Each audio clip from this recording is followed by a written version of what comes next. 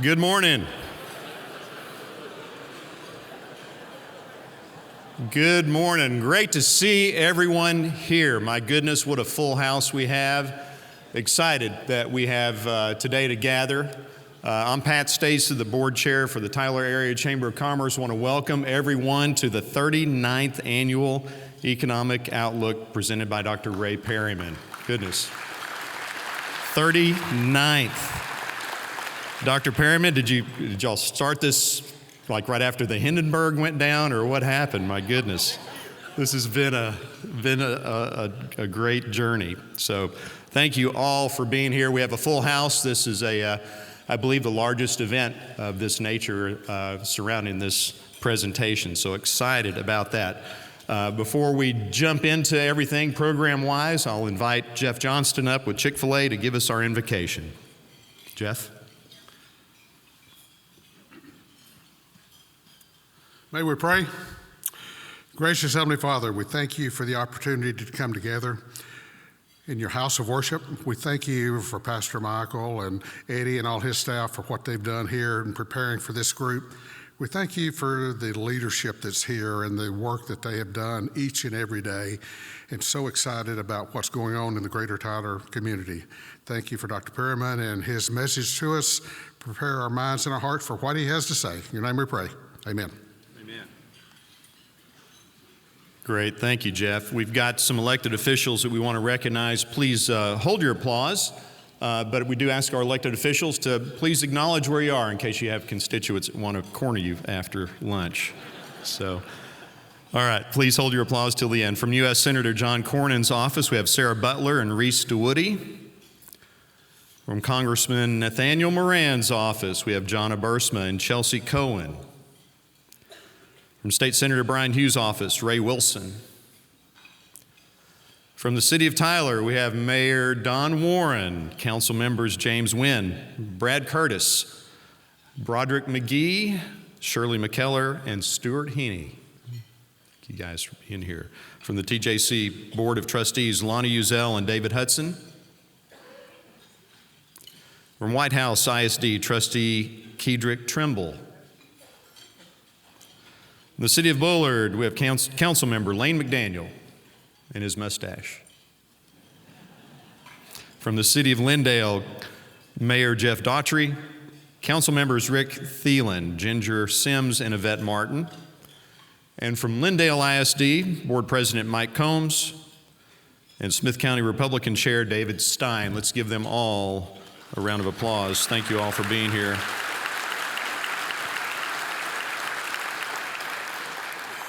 We could not put this on, as great as the attendance is, we could not put this on without the help of generous sponsors, and many of them have tables. I ask you to refer to the scrolling names when those sponsors come up on the big screen. If you know someone from these institutions, from these organizations, please thank them, because again, without their support, and there are numerous organizations, without their support, this would not be possible. So thank you to all of our sponsors. So appreciated. All right, we're going to move into the introductions now. And first we're going to talk about Lavender and Company. Following today's luncheon, we're offering a unique opportunity, a bonus session where participants can learn more about using the economic data that we see today for the benefit of their own companies and organizations. Michael Lavender and Company works in the field of data analysis and forecasting and is leading that session. Founded in Tyler in 2015, the company now serves businesses across East Texas, focusing on the interpretation and utilization of operational and financial data. Alden War and Michael Lavender work with executives in a diverse range of local industries, including forestry, property management, distribution, retail, construction, food services, waste management, government, manufacturing, engineering, software technology, real estate development, energy services, and private investment. Did I leave any industry out? Both Michael and Alden graduated from Texas A&M University. Knew we'd get that, where their academic pursuits included finance, accounting, statistics, and decision analysis sciences. Given the broad scope of clients that they serve with their numerous personal experiences of buying and selling companies, these two business partners have a unique skill set, using economic data to enrich opportunities and improve business outcomes. Please join me in welcoming Alden War and Michael Lavender.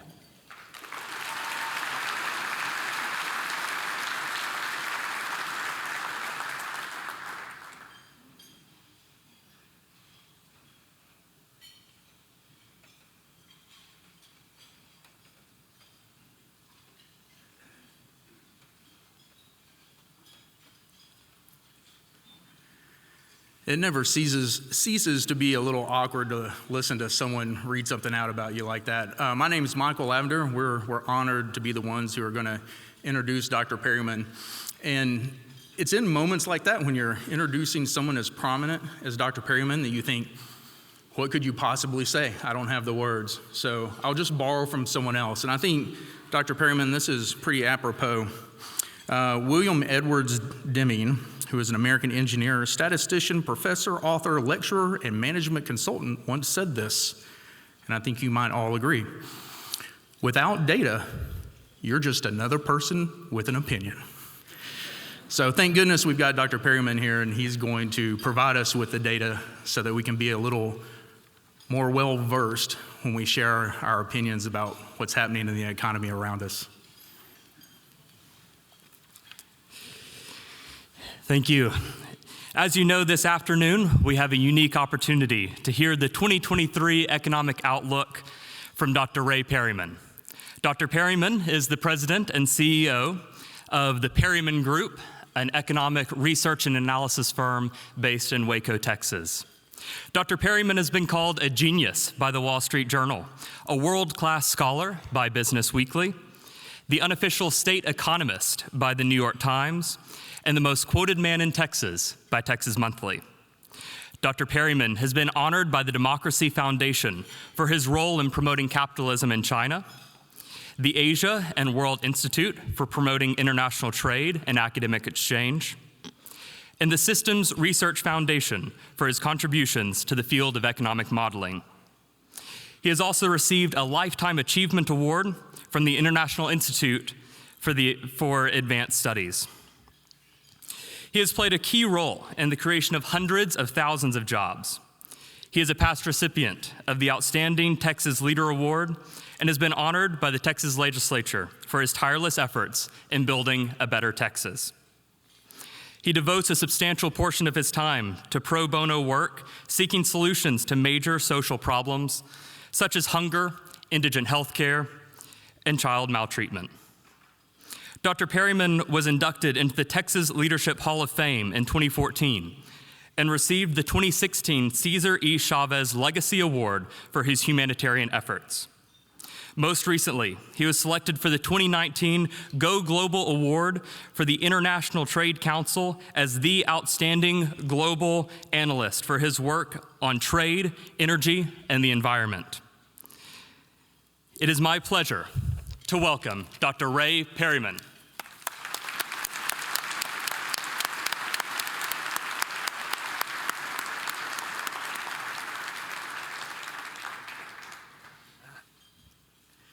Wow, is this on? Are we good? Can you hear me in the back? Good. I wouldn't want anybody to miss anything, after that introduction. So, no, I do appreciate that. That was nice. I wish my parents could have heard that. They're no longer with us, but my dad would have enjoyed it. My mother might have believed it, But anyway, it's great to be here. And I will say that's nicer than some of the things that have been said about me lately. I was giving a speech, it's just a few weeks ago, and a lady comes up to me afterwards, and she's very excited. She's very agitated. She can't wait to come talk to me. And she said, Dr. Perryman, that was great. That was wonderful. That is absolutely the best speech I've ever heard. Now, I've given over 4,000 speeches. I've talked to millions of people, and that's happened once. So don't get your hopes up, okay? I'm not suggesting that at all, She said, when is this speech going to be published? And I don't know, I guess I was just in the mood, and I said, I don't know, maybe posthumously. She says, man, I'm going to go home and pray. That's just real soon.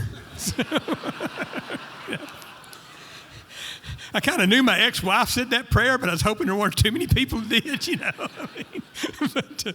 And then I guess the worst one that's happened recently is a young man came up to me a couple of weeks ago, and after I'd given a speech, and he told me how much he enjoyed my self-defecating remarks. Amen. I can't make this stuff up, okay? But I got to think about economists stink up a lot of room, so that's probably okay, you know. I have to tell you, it is absolutely great to be back in East Texas. And it's absolutely great to be able to get this many folks in a room again, and where we can all get together and share each other's friendship and fellowship and that sort of thing. I think, if anything, COVID really made us appreciate just being able to be together and do things, and it's been great. A lot of stuff I want to talk about, obviously. I'm going to kind of plunge into a lot of different things here. If we have some time at the end, I'll be happy to take some questions. I'll try to look at my watch occasionally so I don't get too wound up, but it's dangerous. My kids say I go at 350 words a minute with gusts to 600, so you might want to kind of hope I avoid some of those gusts. Anyway, everywhere you look today, you can pick up anything you want to, and somebody's predicting a recession. Everywhere you go, all you hear is recession, recession, recession. And there's no question we slowed down some. We have, and we're probably going to slow down a little more. There's no question about that. I thought for about the last 4 or 5 months, there was like a maybe 30, 40% chance we'd have a recession and 60, 70% chance we wouldn't. And I still feel the same way. And other people are coming around now. Okay, a few weeks ago, Mark Zandy, a good friend of mine who's the head of Moody's, you go back and look at what Moody's was saying, what he was saying 4 months ago. It's like, we're going to have a recession, it's going to be bad. And now he's saying, well, we might be able to skirt around that, you know. Jamie Dimon, same thing. 3 months ago, it was terrible. Now he's saying, well, maybe not so bad. I think people are finally beginning to realize that while we've had a lot of problems, and I'll talk about some of those, we also have a lot of strength in this economy, a lot of underlying strength, and a lot of positive things happening. And even with the slowdown we've had, we're still, every work day, you know, that Monday through Friday day of the month, we're creating over 10,000 jobs in this economy. I mean, if you're creating 10,000 jobs a day, you're doing okay. You know, and so I think a lot of the concern's overblown. It's very real, but it's overblown. I'm going to try to explore some of that stuff. Obviously, we've had some very rapid growth lately because we started at such a low place, and we were getting back to normal. And that creates, just by its very nature, if you start at a low enough place, it looks good. That's why I used to always say back during the days when the Bakken Shale was rolling so good that, you know, that I always say, well, Texas is the second fastest growing place in energy. North Dakota is the fastest. And I kept saying North Dakota only has 14 people. That's not fair, you know. But anyway, they gained 2 jobs and they got a boom going, you know. So I want to try to focus on something. And again, we have headwinds. Inflation is high, and I'm going to say a little bit more about that. You know, we do have the higher interest rates, and those things are going on right now after coming with kind of a rocket ship. And I don't want to dwell on the past. I mean, Lord knows we've been through it a lot. But I do want to talk about the comeback from COVID because I think it kind of sets the stage for kind of where we are. Obviously, no matter where you were, anywhere in the country, here, Tyler, doesn't matter, anywhere you went, we took a big hit back in the spring of 2020 as a result of COVID. Nobody was exempt from it. The United States, it took us 27 months to get back to even. Okay? We're now about a million jobs ahead of where we were before COVID, which if you do it on a growth rate basis from the month before COVID started, that's only about 0.7% or so. Here in Texas, it didn't take us 27 months. It took us 19 months. Okay? And we haven't come back 0.5% or 0.7%. We've come back about 5.5%. And here's a number that just, let this one sink in for a minute. I know I throw a lot of numbers out, but let this one sink in a minute. I mentioned the United States has added a little over 1 million jobs during that time period. On a net basis, Texas has added 700,000. Okay? So some states go up, some states go down, you know, that sort of thing. But 70% on a net basis of all the jobs that have been created in the country since the month before COVID are in Texas. And that says a lot about the underlying strength and where we're going and that sort of thing. Okay, it took Texas 19 months. It took Tyler 18 months. Okay? And you got really close to 100 jobs or so in 15 months. So Tyler was really kind of even ahead of Texas in terms of the ability to come back. The U.S. economy has grown, the Texas economy, I mentioned, grown 5.5% in jobs since then. Tyler's up from the pre-pandemic level by about 5.6%. So you've grown, you came back faster and you grew a little faster even than the state of Texas. And given what the state of Texas has been doing, that says a lot. And I think it's a comment on the resilience of this economy and the diversity of this economy, because you have a lot of different things going on. And I know a lot of it's represented right here in this room. You have very diverse manufacturing. You have a strong financial sector. You have a growing, it's been growing for many years. And my grandfather, Tom Mullins, played quite a role in it. Y'all don't make fun of Tom. He's a nice guy. Don't laugh. Don't laugh. Don't make fun of him. He can't help it. But no, the health sector, the health and bioscience sector, has been a juggernaut of growth for this area and continues to be. And there's a lot of great things going on obviously with the UT system, the medical center, with Christus and the cancer thing, and with the distribution, the manufacturing. There's just a lot of good things going on there as well. So you have a very resilient economy here. When we talk about what I think I'll do is give you a kind of quick rundown on the forecast. I'm not going to read that document to you. After that introduction, you were probably expecting some guy to get over with a PowerPoint and read to you for an hour, but I can't do that. You have to be way too organized to do that, and I'll never get there. But anyway, basically we're looking for over the next 5 years or so. Again, I think we're going to slow down some for the next 6 months or so. I don't think it'll go into a technical recession, but even if it does, I think it's going to be very minor. But we think over the next few years, we're going to see the U.S. economy growing at about 2.8%, which is just about trend, just about trend. We think Texas will do better than that at about 3.6. We've got Tyler just a tad lower than Texas at about 3.4. Now, why is that? Okay, why is that? Because on employment, we're showing Tyler growing faster than Texas. And for reasons I'll describe in a minute, that's pretty important. But a little slower in output. And the reason for it is the Permian Basin. It's not Austin, it's not Dallas, it's not any of the stuff you read about all the time. But think about gross product, that's output in the economy. Okay? It doesn't take a lot of workers to produce oil. Once you get the well going, it just kind of sits there. And you can think of it as putting out barrels or cubic feet of gas, but you can also think about it as putting out gross product, because that's what it is. So it's just sitting out there pumping out gross product. Out there you've got 2% of the workforce and 15% of the gross product, and so that's driving up the Texas numbers in a big way right now, because we're at all-time record levels of production. And I'll say a little bit about that again later, unless I go off on some other tangent. But I'll try to leave enough time to do that.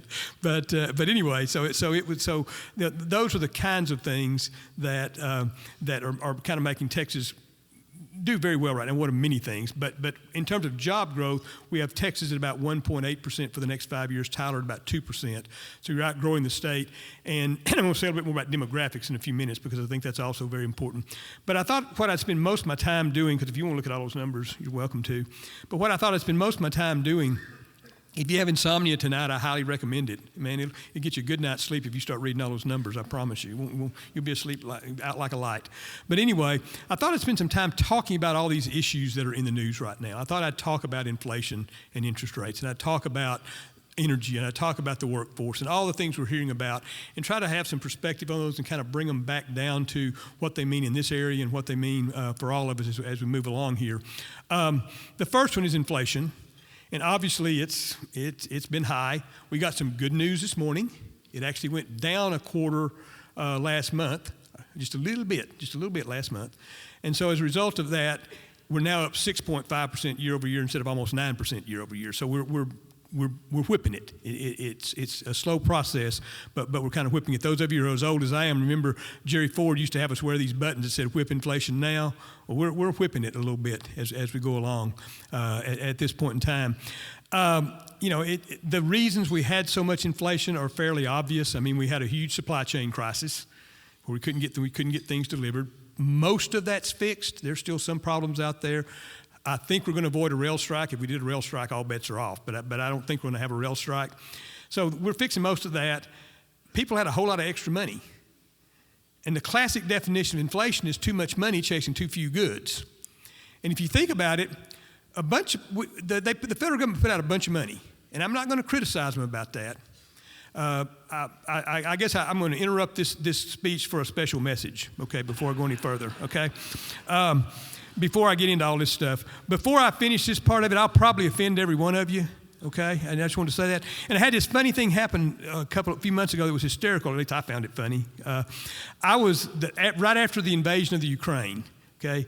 The House decided to have a hearing about, what are we going to do about the invasion of the Ukraine? And they invited some yahoos to speak, and I was one of the yahoos.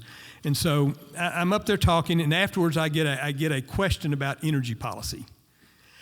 And in my opinion, Washington just has it completely wrong right now. And so I went off on that. Man, I was just preaching out there all I could preach, man, about energy.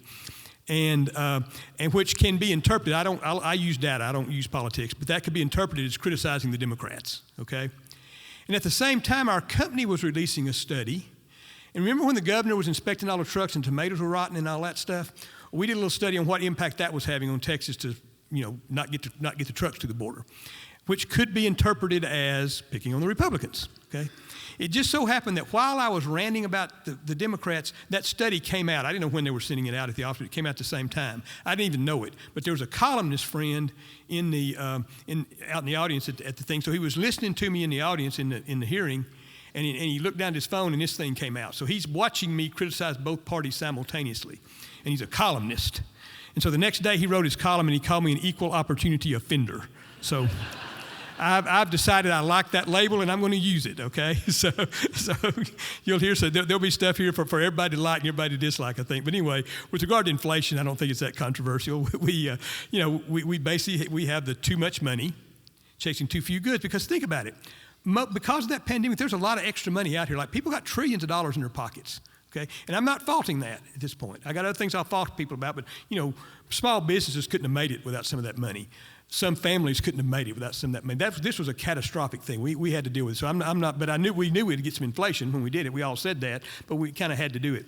But basically, the situation you had was you had all these people who have all this extra money, and they've been cooped up in the house for 18 months, and they can't go out and spend it. And then one day you open the gates and say, okay, you can go out now. Well, what do you think they did? They ran out to spend that money. And they said, I want a new car.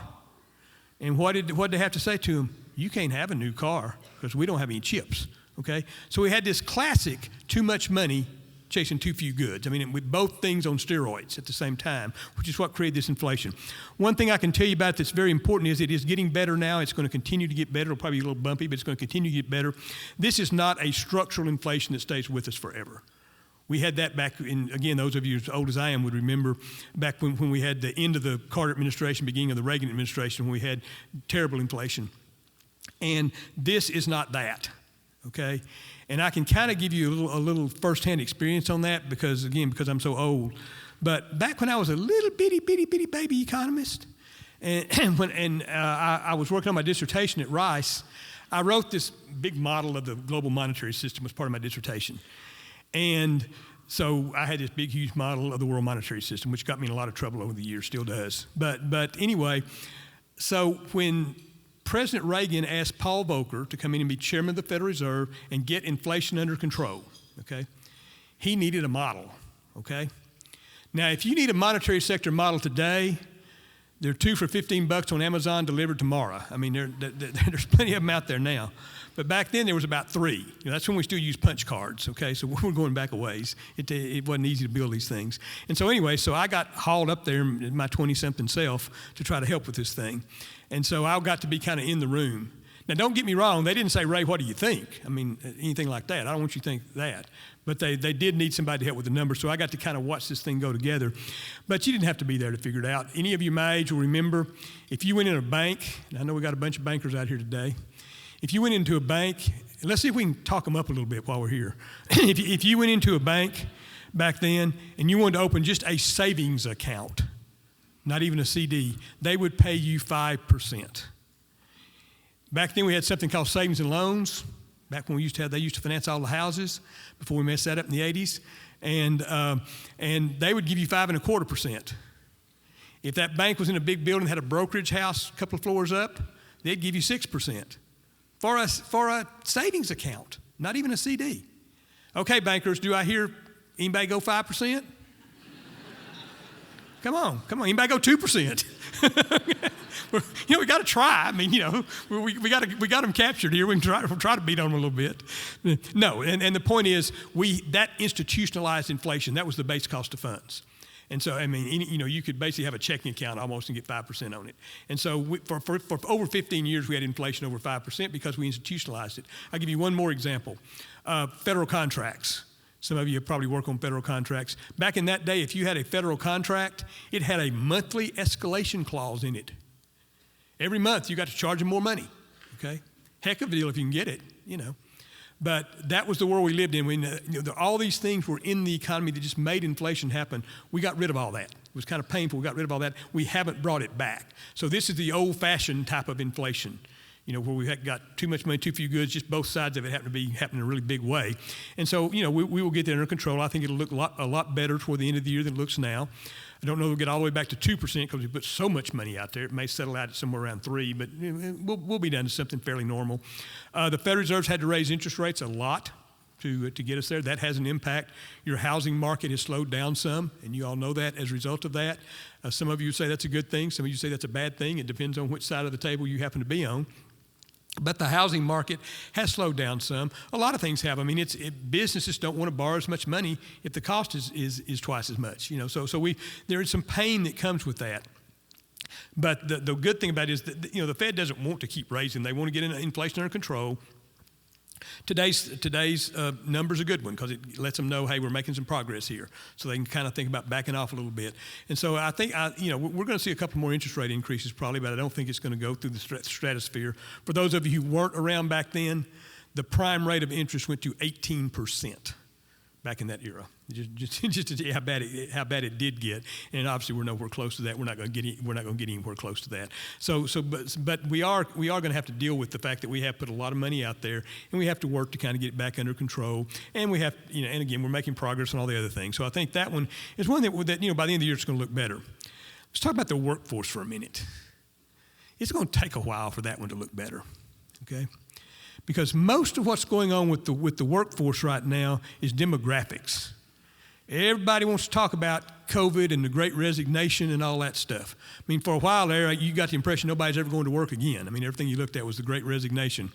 I wrote a column a few months back and said, if you really look at the numbers, what this thing is the Great Reshuffling. And some people kind of picked up on that because what we're doing, you weren't seeing that many people leave the workforce. What they were doing is they were changing jobs. And because of such a work shortage, they could get a better job, so they did. All through that, something called the quit rate went up. Now, the quit rate is a very interesting number, if you're a nerd like me and likes numbers.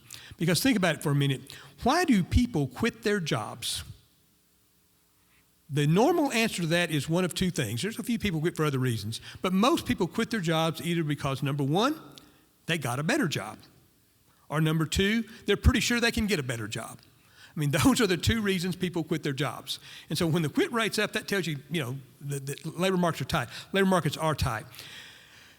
Best we can tell from the numbers we have, and they're not perfect, but the numbers we have, right now we have about 500,000 workers who haven't come back since COVID. They left the workforce and said, hey, enough of this. That's your resignation. 500,000 out of 150 million. Okay? So that's 1/3 of 1%. That's not the real problem. That 10,000 job openings you keep hearing about and 2 job openings for every unemployed worker and all that stuff, it was over 8 million before the pandemic ever started. It'd be over 9 million if we'd never had a pandemic because of the trajectory it was on. So yeah, that made it a little bit worse, but that's not the problem. The problem is, we're not making folks as fast as we used to. I mean, that's the major problem. And the baby boomers are retiring. I'm going to interrupt this for another commercial message, okay?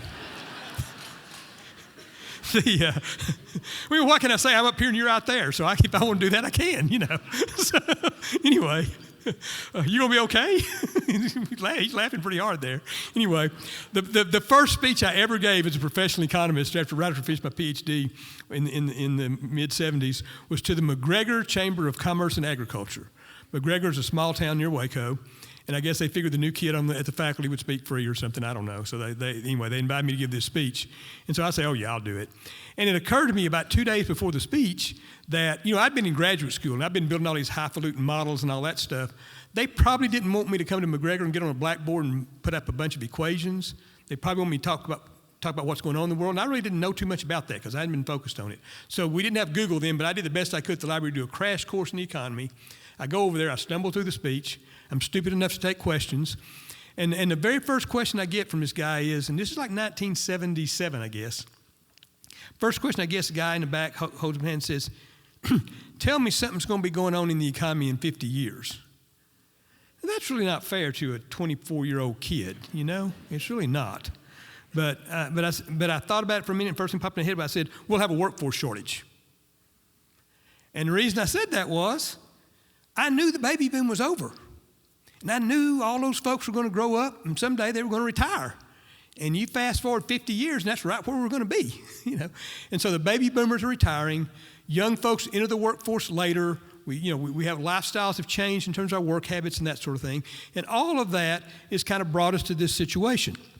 The labor force participation rate, which is the fancy name for all the people who are working age who work, that's been going down a little bit too. If you look at the history of it, it was 50% for most of our history, right around 50%, because just about every guy worked and very few females worked for most of the U.S. history. And then after World War II, and particularly in the 60s, 70s, 80s, and on, the females came in the workforce in a big way, and the men kind of started dropping out some. But it peaked. We got to 70% right around the turn of this century, around 2000, we got to 70%. It's been gradually going down ever since. It was 63.4 the week before the pandemic started. It is about 62.8 now. It was already on a downward slide. If we'd never had a pandemic, it might be 63.1, and now it's 62.8, so that's your great resignation. Not much. But anyway, so, you know, that's left us with this workforce shortage. 2020, the stories came out, and I may have mentioned this last year because I was fascinated by it. 2020 came out with the lowest birth rate in the history of the country. And, you know, unlike a lot of things, we've been keeping that data since 1790. Mr. Jefferson decided we would have a census, you know, so we've been keeping that data for a long time.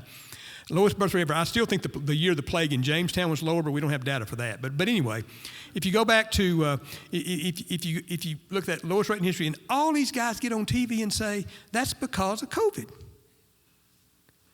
Now let's think about that a minute. Okay, we're going to do some math. I promise it won't hurt. You know, it won't hurt. Okay, promise we're going to do some math here. Okay. We found out about COVID around March, middle of March, which is when we kind of shut everything down in 2020. So we're like 10, 11 weeks into the year. It takes 40 weeks to get a baby, okay?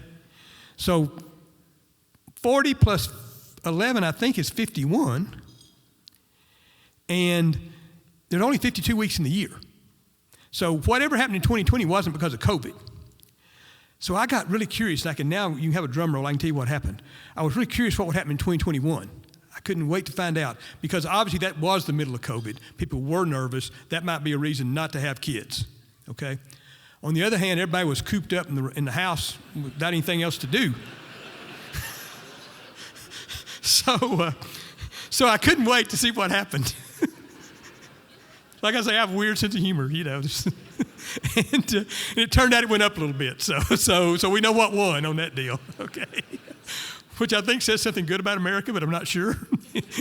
Anyway, so bottom line, but that was just an aberration. That's not the norm. Is the trend is going down. So we're just not making enough people.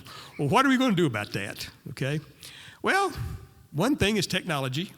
And we're doing some of that. We can, you know, over the long term, technology creates jobs. They're just different jobs than what we had before. That's the process that's been going on for millennia.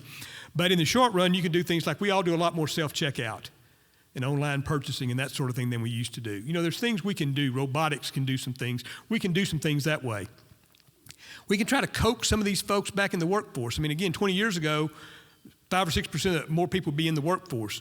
You can offer them some more money. Give them a little more flexible schedule. Give them some daycare. I mean, there may be some ways to coax a few of these people back. And people try to do that. And, like I say, get ready, folks. I said I would offend. We can do something about immigration, okay? And that is, you know, to me, this is not rocket science, okay? I know both parties like to make the speeches and both parties have their positions, neither one of which gets anything done. But to me, this is kind of simple math. We desperately need people. There are people with skills we need who want to come here.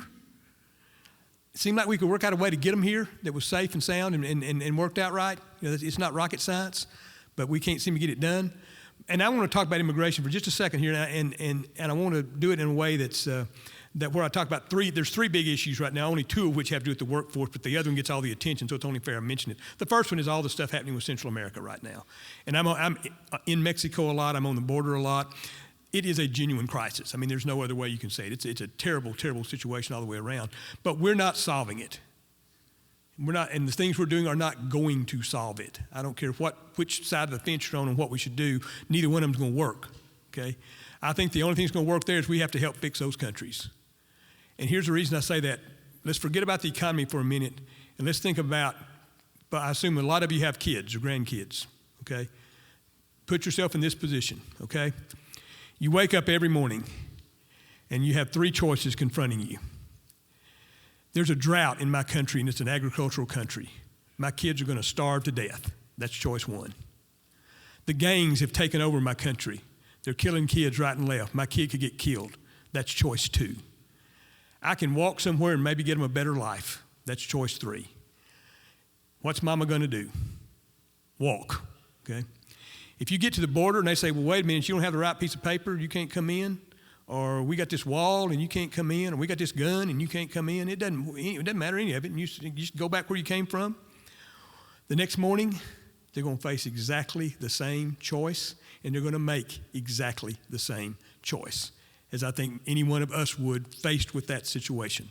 You know, I mean, that's a very visceral human thing. So I don't think anything we're doing is going to fix that. I think we're going to, we have to address some of those issues that are out there. But that's not a workforce issue, because that's not the group we expect to be the workforce. We got two other groups. We got the undocumented folks, mostly from Mexico, and we've got the other immigrants that come from all over the place, the documented immigrants. Okay. We'll talk about both of them. Okay. Let's talk the ones from Mexico. Roughly 13 million people will go to work in Texas today. Roughly 1.3 million of them, 1 out of every 10, will be undocumented. If you're in the construction industry, it'll be 4 out of 10. If you're in the agricultural industry, it'll be 4 out of 10. If you're in the hospitality industry, it'll be 3 out of 10. So if you want to build anything, grow anything, or go anywhere, you really need these workers, because we don't have anywhere else to get them. And what we need is a system that lets the workers come and work by walking across the border legally, not in a boxcar suffocating somewhere, and lets the employers employ them without breaking the law. I mean, we need a system that, we need bodies, they got bodies, let's get them over here. Now let's talk about the other side of it. Our yahoos in both parties have all decided somehow now immigration's bad. Most of us probably have immigrants not too far back in our history. My wife's mother was an immigrant, but most of us probably not too far back in our history. We've suddenly decided it's bad. We have reduced legal immigration 75%. Now, you have a wonderful healthcare system here in Tyler, and you're a leader in that. You're making a statement. Oh, if you're like the typical place in Texas, 25% of your doctors are immigrants. Stop and think about it for a minute. If you've used the healthcare system, just stop and think about it for a minute. 24% of your other healthcare workers are immigrants. All those scientists and engineers we're so proud of, 24% of those are immigrants too. So it doesn't matter what part of the workforce you're looking at, we're just not making enough people. When the census came out last time, there's 1 million fewer young people in this country than there were 10 years ago, under the age of 18. So this isn't going away anytime soon. Birth rates are lower, immigration's happening. We are blessed in Texas to be something of an exception to that, because I can assure you workers are the currency of the future. Nobody's going to locate anywhere where there's not workers. I don't care how many incentives you give them. I don't care how good your rail spur is or your interstate connections or any of that other stuff. If you don't have workers, they're not coming. I see your economic development guy, Scott's down here nodding his head and agreeing with me. Yeah. We agree on a lot of stuff, Every time I see him, almost every time I see him, I get a trophy. I like that. He comes to all this stuff where people say nice things about me instead of self-defecating things. But anyway, and here in Texas, we have 440,000 more young people. Now, the country lost 1 million, we gained 400,000.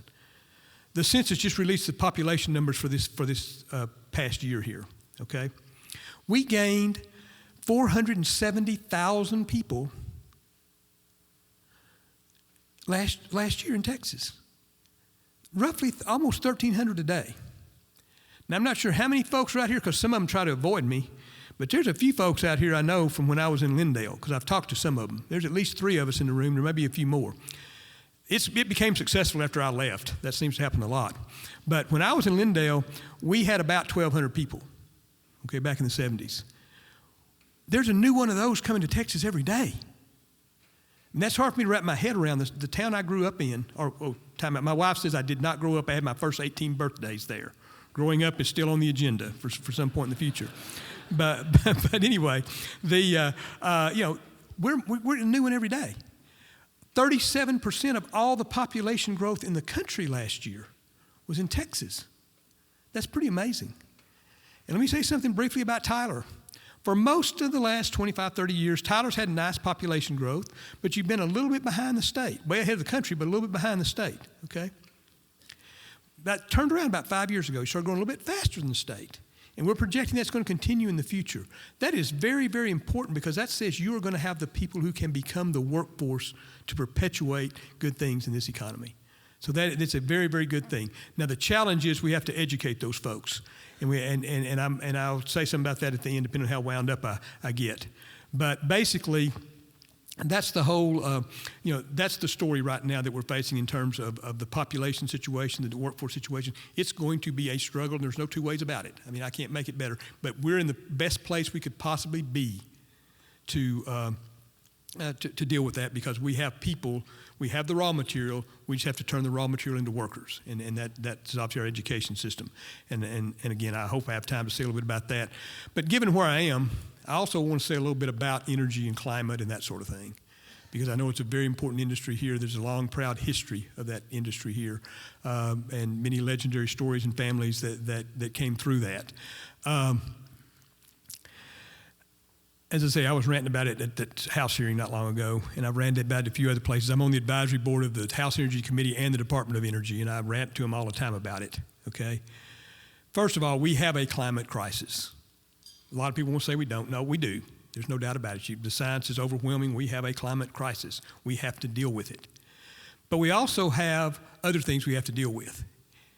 And it's those other things. On the introduction, they were kind enough to mention that I've gotten some awards and done a whole lot of work, and I didn't for the humanitarian world. I pay a lot of attention to this stuff. It's important to me. There are 3 billion people in the world who live on $3 a day or less.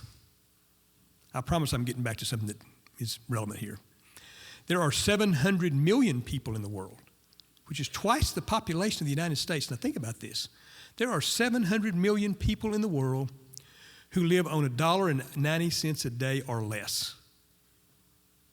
Less than $700 a year. That's a kind of poverty we can't even imagine. If we want to help those people, we have to help them grow their economies, and they can't grow their economies without energy, okay? Now, our company's done a couple of very big studies in the last year on this, and it's what's made me have the position I have. And let me just share a couple of things with you, okay?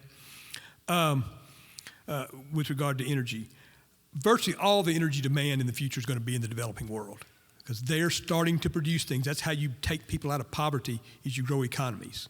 They're starting to produce things. They're starting to do things. They have to have energy to do that. We have our own forecasts about energy, and I talk about them a lot when people want me to. But I'm not going to do that today. I'm going to give the home court advantage to the other guys. Okay? I'm going to use the numbers from the U.S. Department of Energy. The same folks who are saying you can't build a pipeline, the same folks who are saying you can't drill here, you can't do this, you can't do that. Those folks. And they're a friend of mine. I've known the secretary for many years. They're friends of mine. They know this. I've said it to them. I'm going to use their numbers. What their numbers show is, if you take their baseline, in 2050, okay, after renewables have grown 300%, which is very good. We need it. We need that to happen. That helps with the climate. We need it. After all that's happened, we'll need 30% more oil and 30% more gas than we need today. They have 5 other scenarios, and I mean, I've looked at everything from oil prices at $45 to oil prices at $200 a barrel. It doesn't matter. It doesn't matter what you pick. You know, that high growth, low growth in the world, any of that, none of that matters. No matter what you pick, we need more oil and gas in 30 years than we need today. We just had a great discovery in cold fusion. That's a wonderful thing out at the lab in New Mexico. It's a great thing, and it will have a huge impact on us in the future. but it's not in the next 30 or 40 years. Because what they managed to do was, in a laboratory setting, take an enormous amount of energy and produce just a little bit more than what they used. To get that still has 10 or 15, 20 more years of basic research that'll have to be government funded to make it even something we can think about to build a power plant with before private capital can come in and take over. So I think it's a big part of our future. It'll help us have a cleaner environment, but it's not going to change that situation. So what does that mean? It means we have to produce the energy resources that we have. We have to produce them cleaner and better and capture more carbon and do all those things right. But we have to produce them unless we want 3 billion people to be living on $3 a day or less for the next 30 years. And I really don't think we do. You know, I mean, it's truly, it's very visceral. It's very important. It's not just a fuss between folks on one side and folks on the other. There's a lot at stake here with this. We need to clean up the climate. There are ways we can do that. One good thing about Texas oil, the oil that comes out of the ground is not all the same. It's mostly there's different levels of sulfur and they emit different amounts of carbon and that sort of thing. The lowest carbon oil in the world is in two places. They're both offshore. The Gulf of Mexico, right off the coast of Texas, and one place off the coast of Sweden in the North Sea. And by far the biggest one's the Gulf of Mexico. When you get to onshore oil, which is where we have to get about 80% of all our oil has to come onshore, by far, the lowest carbon content is Texas oil because of the lightness of the sulfur and those sort of things that are in it, okay? Now, what that means is, we import a lot of oil from the tight sands oil in Canada. The carbon that comes out of the ground is 70% more there than here. The Mayan crude in Mexico is 70% more. Most of the crude in the Middle East is 57% more. So we start out way ahead. So it makes sense to incentivize the production of this oil and gas first. And so I say all that because, and the bottom line is this will happen because it has to happen. One thing I'm sure I've said here before, because I say it about a lot of things, is if I've learned anything in economics over my almost 50 years now messing with it, what I've learned is that the first law of economics is when something has to happen, it will, okay? And we have to do this, so we'll figure out a way to get it done. And along the way, again, we have other things we need to be doing and working on, but the energy sector is going to be vital, and that's obviously important to your region. It's important to this state. It's important in a lot of different areas, but it's more than just, hey, people want to make money in the energy industry. There's a whole lot more at stake than that. And it can't be a battle between the environment and energy. They have to both work together to solve the problems, and there are ways we can do that. People talk about electric vehicles a lot, and I love them. I think they're great. How many people have an electric vehicle? Seriously? I don't believe. Okay, good. We got one here. Okay. I hope more than 1 out of 800 has an electric vehicle. My goodness. Seriously, come on. Okay. I didn't ask you if you were a lawyer. I mean, I didn't ask you anything embarrassing. Give me a break. Okay. Okay. Electric vehicles are a wonderful thing. They run on electricity. You may have heard about that. 40% of the world's electricity will have to be generated by natural gas in the future, okay? And literally we did this big study for the Department of Energy we did. And the thing about, we've been around so long, done so many studies, I can always say we did a study about this because we did, sometime. Anyway, we looked at that. If we achieve the goals of the Paris Climate Accord, which I don't think we're on a track to do that, but if we really did that and got serious about it, we would need 8 trillion cubic feet more natural gas just in the United States to get there. Okay? People forget about that. They think somehow we're going to have electric cars without electricity. It doesn't work that way, And so, all that to say, they need to work together, need to be coordinated. We need to have our eye on where we need to end up in this process, and it will happen because it has to happen. So, but I wanted to share that. That's a little more time than I normally spend on energy, but you're in a community where it matters and has mattered for a long time, and I think it's a very important issue and one that we need to really be focused on as we look forward, because it's not only a way for economic vibrancy in our state and in your region, it's also a way to help billions of people have a better life because they'll have a cleaner climate and they'll have the energy that they need for the future. And they can't grow without it. And so that's why I bring all that up, Kind of a downer, but hey, like I said, I'm up here and you're out there, so what can you say? Final thing I want to talk about just very briefly, I mentioned we have this enormous advantage in the state of Texas of having these young workers and these young people and these kids. It is an enormous advantage. We have to educate these kids. If we don't educate these kids, it's going to be a mess. Right now, if you look, because of the ethnic mix of Texas, and that's why we're growing, why we have a lot of kids, but if you look at the ethnic mix of Texas, what you find is 2/3 of the kids that are in school right now, and it's going to be 70-80% pretty soon, come from households that have about 8% of the wealth. So if you have 70% of the kids and 8% of the money, that doesn't work. That means we had 11% of the students in Texas had no contact with the school for a year during COVID, because they didn't have access to broadband. They didn't have a way to do something like that. They need tutors. They don't need to have to drop out and work to try to keep the family together. They need enrichment programs and software and all those things. We're going to have to invest in education. 20% of our student body enters school with a language difficulty. 2%, which just kills me. 2%, which is 1 out of every 50. One kid out of every 2 classrooms in the state of Texas you walk in is homeless. I mean, that's the school population that we have. If we can turn those folks into productive workers, there is absolutely no stopping this state. If we don't, we're going to have more problems than we can say grace over. I promise you. Okay? A couple of other numbers, and then I'll get off the numbers and try to take some questions here.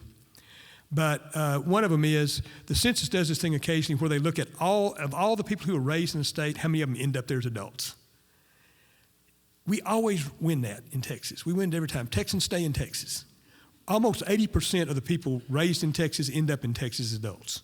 They may go away for a while, but they end up here as adults, which means we'll bring in folks from other places, certainly. But all these kids we educate, they're going to be here. They're going to be part of our workforce going forward.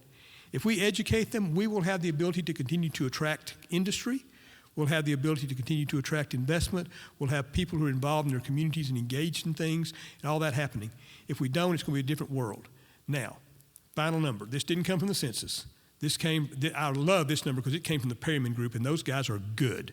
Man, they are something else, I tell you, okay?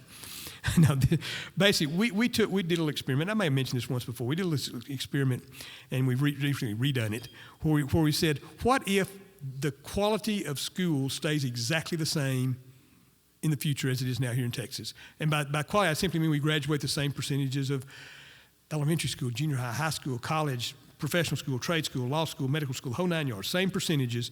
We don't do better, we don't do worse by ethnic group. And then we just let demographics take over and do what demographics is going to do, because we don't control that half the equation. By 2035, which is not that far away, the average Texan, not family, but person in Texas, in today's dollars, not jacking it up for inflation or anything, will have $6,000 less income than they have today. What that means is we don't have a high-quality workforce. We're not going to be attracting all these new high-tech investments we're attracting right now. We have a whole lot of social needs. We have a whole lot of demands on our resources that's going to make it very difficult to fill. We're having a hard time keeping up with that now, and we'll really be struggling at that point in time. As we go into session this time at the legislature, they have a $32.7 billion surplus. We've never seen anything like that in the world. Oil and gas gave us a huge piece of it because of record production and very high prices. Extra COVID money that hadn't been allocated gave us some of it. We get most of our money from a sales tax. So when you have inflation and you get your money from a sales tax, you get more money. And then we've grown a lot. So all four things combined to create this kind of perfect situation where we end up with all these resources. We've added a fair amount of money to education in the last 2 sessions. That got us up to where we now rank 41st or 43rd in our school investment, depending on which measure you use, okay? We got to do a lot better than that because we have a more difficult population to educate and a more critical role in getting it done. We also have gaps in our health system. Our rural health system's in crisis right now. We have a lot of infrastructure needs, and we have the resources right now to make some investments that for the next 10, 15, 20 years could shape and redefine this state in very fundamental and positive ways. But the most important one by far is to educate these kids. On that happy note, I'll stop and take a few questions. I actually kind of did pretty well on my time, so I'll stop right there and take a few questions. Thank y'all very much.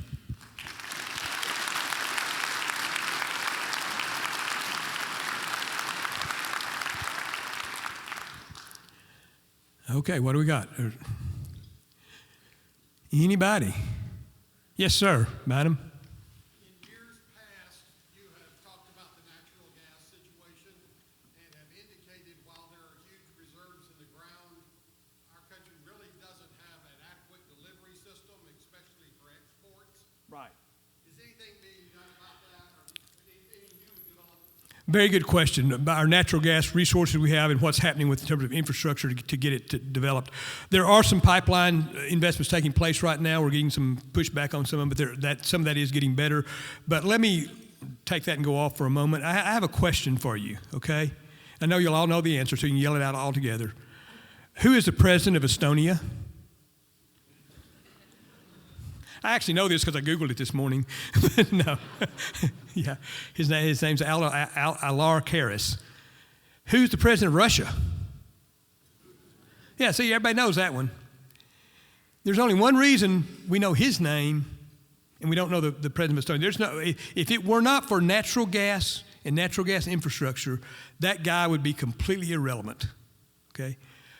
Russia is smaller than Texas economically, and way more dependent on its energy resources. But basically, he would be a non-entity, one of those many countries you don't know the guy's name, if it weren't for the fact that he controls the natural gas supplies to Europe, okay? And it gets really cold in some of that parts of Europe in the winter.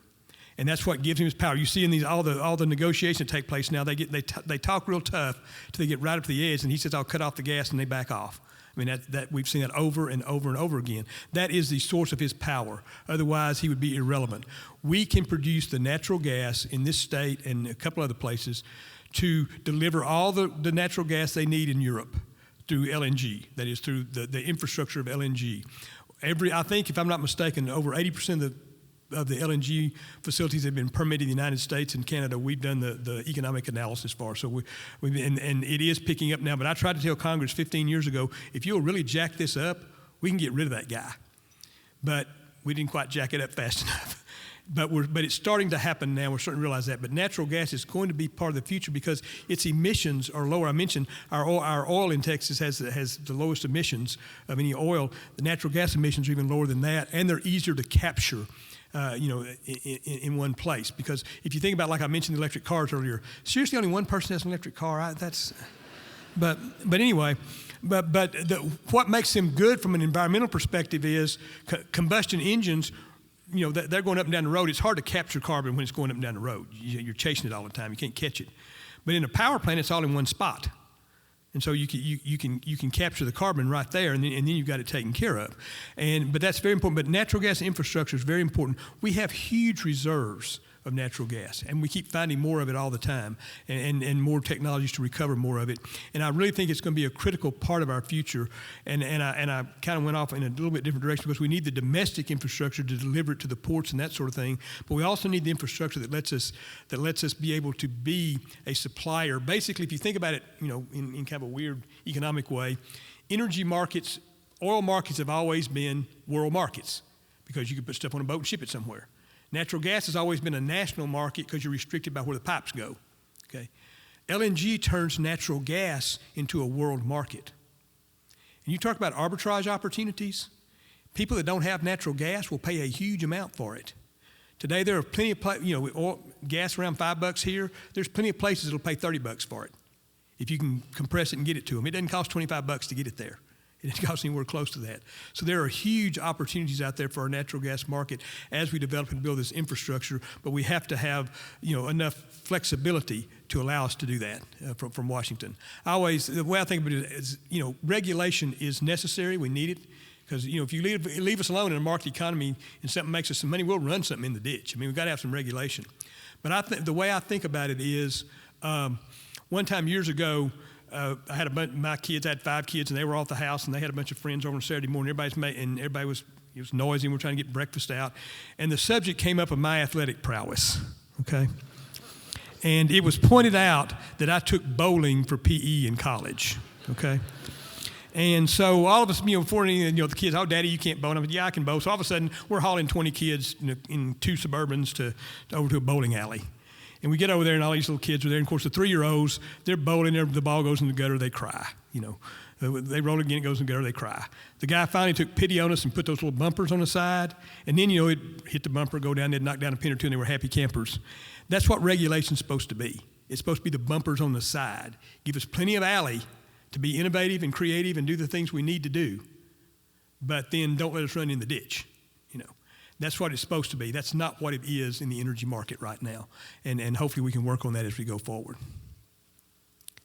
Yes, sir. Briefly, how are we going to get this $31 trillion federal deficit under control?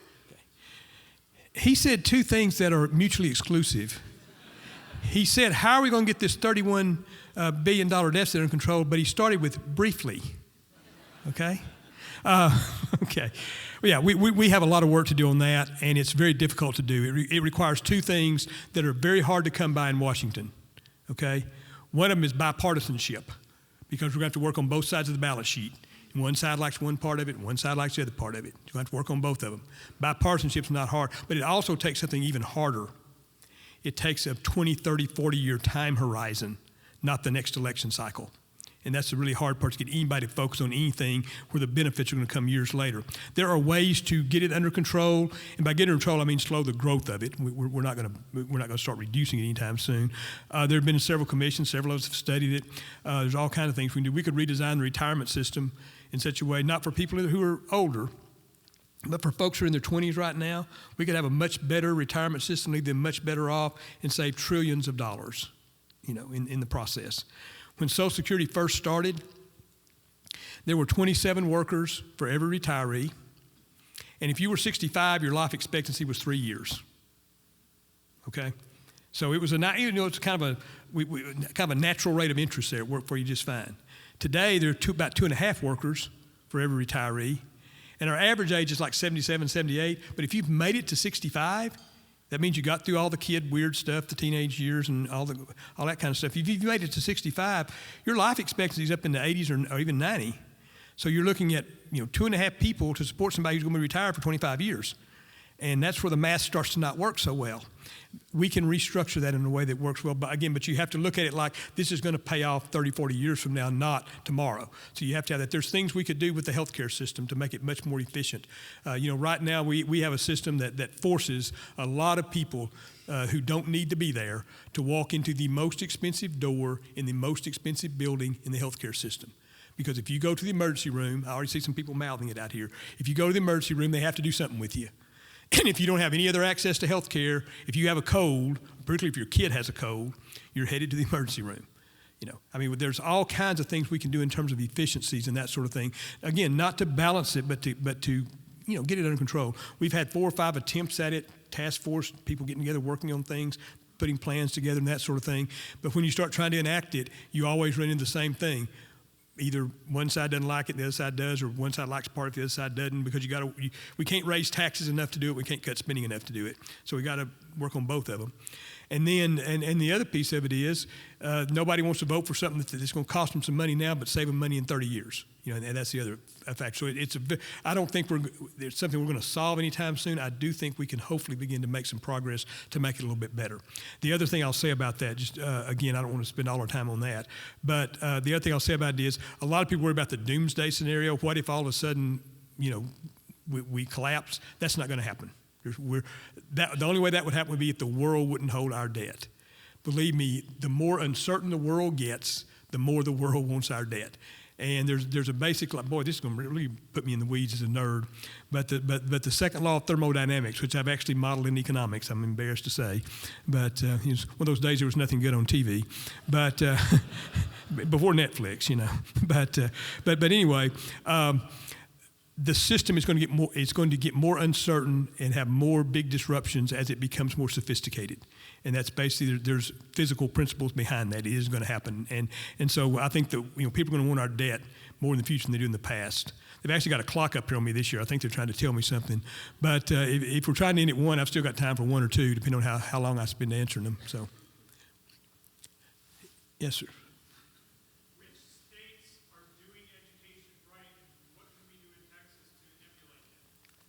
which states are doing education right and what can we do to emulate them? You know, that's one area that I don't know as much about as I should, to be totally honest.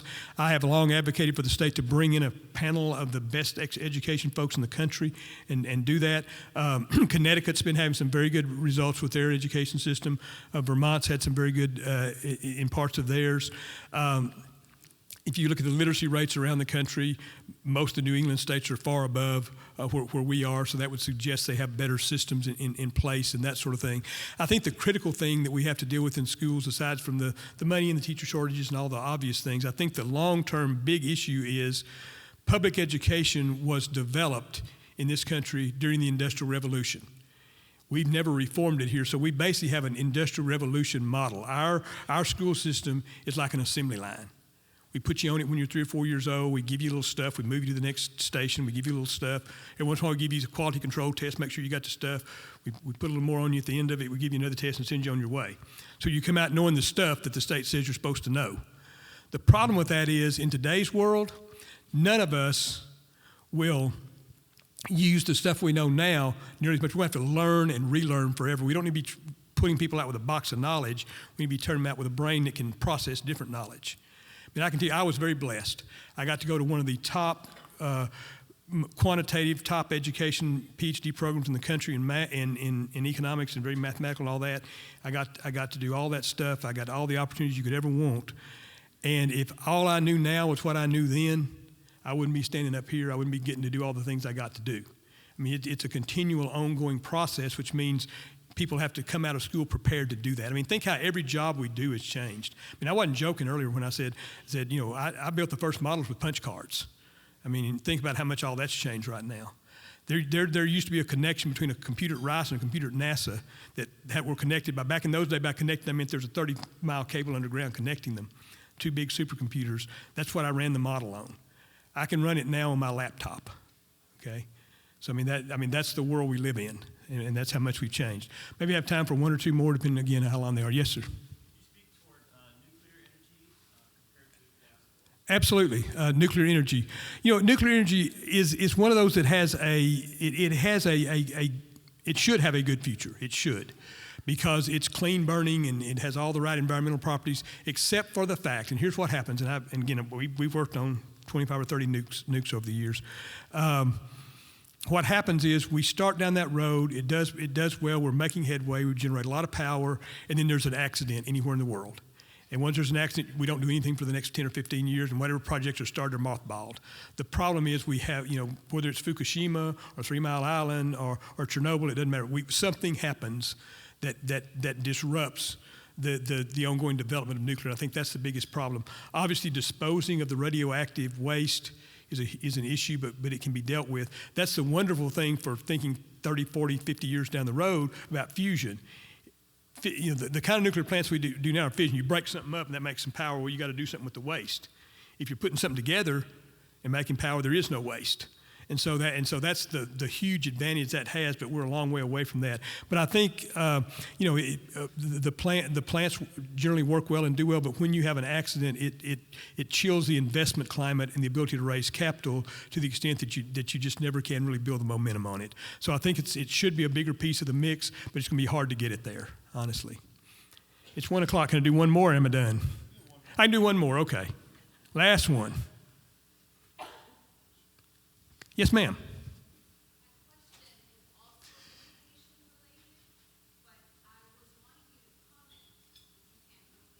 Oh, I can comment on anything.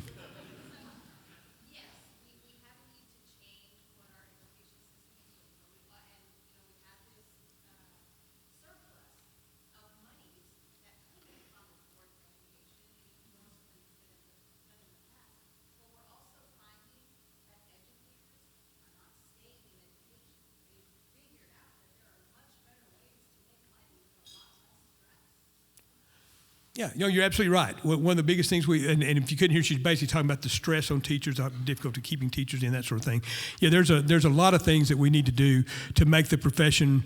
You have a lot of dedicated people who want to educate our kids, but if you drown them in paperwork and drown them in regulation and don't pay them enough, they're not going to stay there because they're talented people and they have skills and they have training and they'll have other opportunities, and you get a lot of burnout in the field. And those are issues we need to address. We need to make it easier for them to teach and be in a situation where they can do the things they were trained to do. We need to pay them a decent salary. And as I say, that's one of those things where we do have some resources now. I mean, I would maintain we've always had enough resources to do that, because if we don't do it, as my grandfather would say, we're eating our seed corn.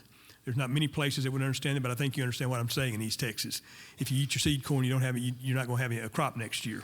And that's, in essence, what we're doing when we don't take care of education. So I do think if there's one thing I could say to any audience, and every audience in Texas, no matter what I'm talking about, I somehow end up on this. If we educate the kids of the state of Texas in the next 20 years, there is absolutely no stopping us. If we don't, we are not going to have the growth and the achievement and the destiny that we should.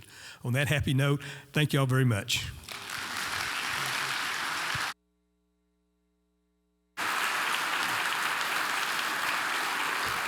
Thank you, Dr. Perryman. You didn't upset everybody. The political independent with 12 children that walks to work is feeling good right now. Couple of housekeeping. First of all, there are a limited number of Perryman forecast handouts at the registration table, so as you leave, there's just a limited number. Let Henry Bell know if you'd like an electronic version emailed to you, and a full recording of today's presentation will be available on the Chamber's YouTube channel soon. If you'd like to attend the bonus session that we heard about following our adjournment, please go to the registration table outside as well. Two last things. We've got the 2023 B2B Business Expo on January 12th. That's next week from 1 to 5 p.m. in this room. And so we've got north of 130 businesses, chamber members, that will be here with an exhibit, and we would love to see everybody there. And then also business after hours on January 26th from 5 to 7 p.m. at the Greater Tyler Area Realtors Association, so over on the East Loop. And with that, we are adjourned. Thank you for being here.